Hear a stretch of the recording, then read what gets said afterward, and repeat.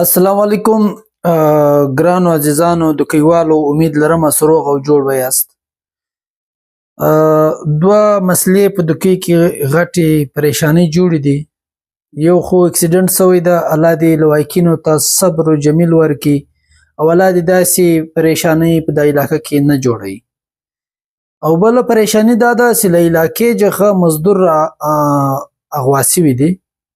اوس د دې مزدور د پاره احتجاجونه هم شروع دي. چا غوا کړل په دکی کې په تاریخ کې اول ټیم داسې یو کیسه وسوه، څوک یې کوي، ولې کوي، څه دپاره کوي، او له چا چې دا کیسې راپېښې دي او له چا یې څوک مخنیوی کوی سي او دا به مخته مزید موږ ته جوړېږي نه به جوړېږي.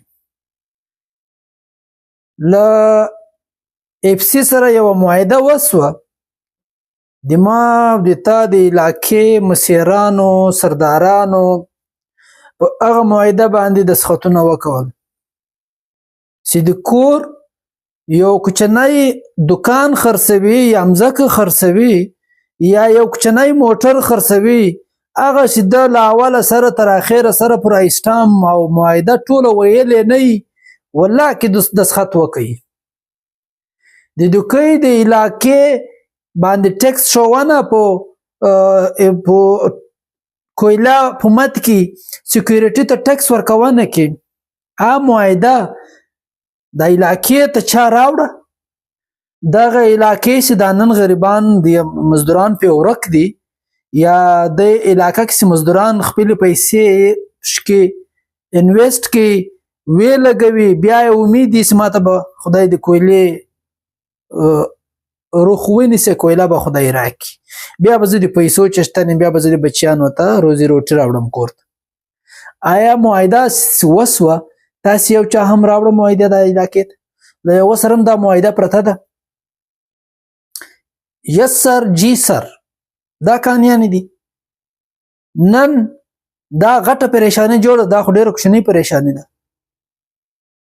زه ډیر په معذرت سره دوه درې ویډیو به م کتلي د مسیرانو د خبرو، بیا به په هغې کې دا هم ویل سوي چې اف سی والی هم په منډه دي، هلته هم مورچې جوړې دي، دلته مورچې جوړې دي، چرې مورچې جوړې دي. زه دا خبره د دوکۍ په بنیاد کوم، صرف د دوکۍ د علاقې سره د ما پیدایش په دوکۍ کې سوی ده او زه له دوکۍ سره یم. بس نور د ناصر او د ترین په د لوني او د زرکون په سترګه مه راته ګورئ. اوله سره جخه کوم چې د ما د تا د علاقې مسیران دي، له دغو موږ ته راپېښه ده. په علاقه کې د کویلې په مد کې موږ ته په علاقه کې له دې خلکو چې موږ ته راپېښه ده، د دې مسیرانو موږ ته راپېښه ده، له څه وجې راپېښه ده، ولې راپېښه ده. ما د تا د علاقې دونه غټه معاهده کې زه په قسم یایم چې دا معاهده له یوه سره هم نشته او یوه ته هم نه ده ورکړې چې ته مکمل دا معاهده وایه. په معاهده کې څه لیکل سوي دي، څه نه دي لیکل سوي. د افسوس خبره نه ده، پښې لاسونه راتړنې کې تاسې سات یاست ورسره.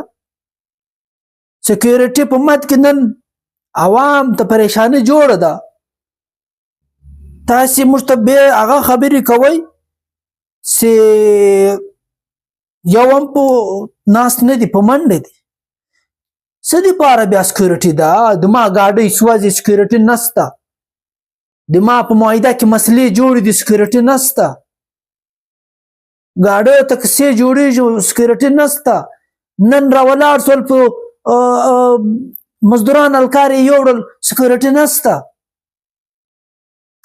تېش دپاره کوم صحیح ده، نو بیا سکیورټي نسته، بیا الله حافظ سره خلاص کوي، سره دا مسله ختمه کوي، دا معاهده ختمه کوي. څوک را سره کوي هغو ته دا ټیکسونه ور شروع کوي. که نه دا ډېره د پریشاني خبره نه ده. مزدوران ورک، سبا به نو دا نور د کیسې به شروع شي، آر پار به ګولۍ تېر وځي، کیسې به شروع شي. نو ولې به ډېره پریشاني موږ ته له یوه چا نه ده راجوړه. دغه خوندور سرداران صاحبان، ملکان صاحبان چې د موږ په سرو باندې نافظه دي، دغو له وجې راپېښه ده.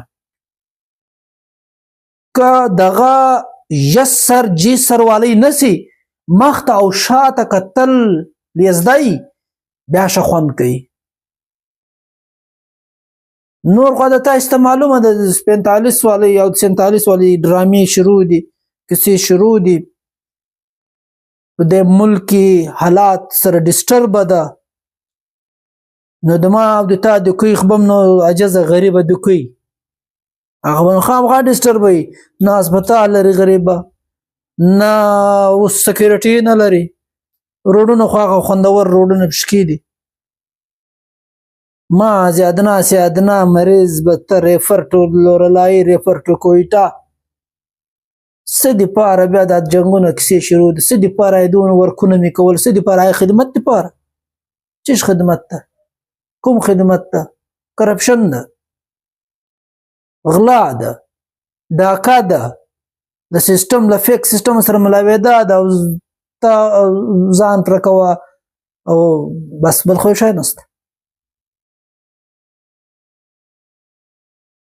قسم به د روپی حساب د سره وسی او په قسم به تاسو تر بچیانو ووزي فیک سیستم سره په فیک سیستم باندې سره ملاوي است. ډیره د افسوس ته پریشانی خبره ده. الله بچا د مش په او تاسو په سیستم باندې فضل وکي.